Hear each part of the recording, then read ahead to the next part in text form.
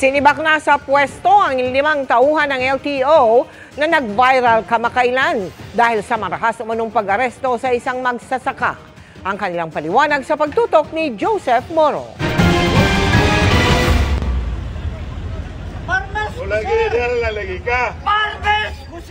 Ito ang nag-viral na video ng paghuli ng 5 LTO enforcers sa isang nagpakilalang magsasaka sa Panglao, Bohol nitong Biyernes. Hinuli ang senior citizen na nakita ang may dalang bolo at tila pinagtulungan ng 5 LTO enforcer. Ang isa tila inambahan pa ng saksakang matanda. Sibak na sa pwesto ang 5 LTO enforcer pero paliwanag nila may mga ulat na nakainom umano ang lalaki kaya nila ito dinakip.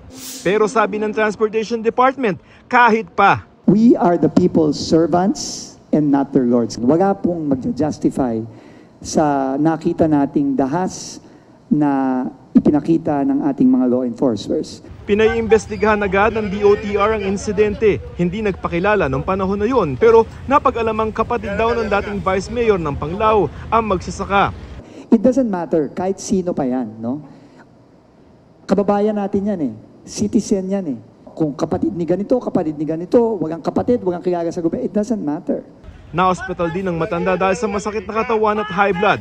Ayon sa DOTR, may operasyon noon ang mga LTO enforcer galing sa Cebu laban sa mga kolorom ng mga sasakyan sa Panglao at nagkomento umano ang hinuling lalaki.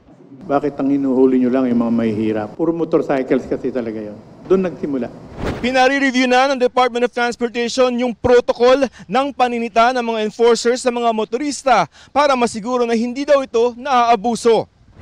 Kahit daw si Transportation Secretary Vince Dizon nagtataka sa madalas niya nakikitang paninita sa mga motorsiklo pero hindi naman aniya ititigil ang mga operasyon habang may nangyayaring pagrepaso. Laging pinapara at tinatabi ng mga law enforcers sa daan. Tinatanong ko na bakit kaya?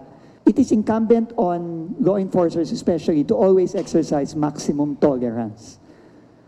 No, hindi po pwedeng ganon. 5 po sila, nag-iisa po si Mang Bert. We apologize profusely for its happening. Para sa GMA Integrated News, Joseph Morong, nakatutok 24 oras.